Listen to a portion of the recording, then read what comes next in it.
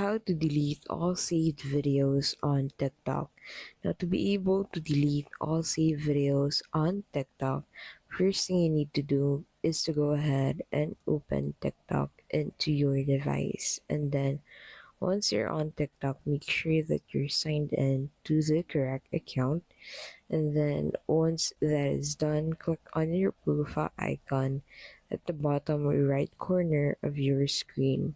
So on your profile, you'll be able to find this bookmark icon. So click on it, and then in here, go ahead and select the videos that you want to delete. To unsave videos, you need to go ahead and click on the bookmark icon again, and this video would be removed from the saved videos. Now, you need to do this for the rest of the videos that you find in here to delete all of your saved videos on TikTok.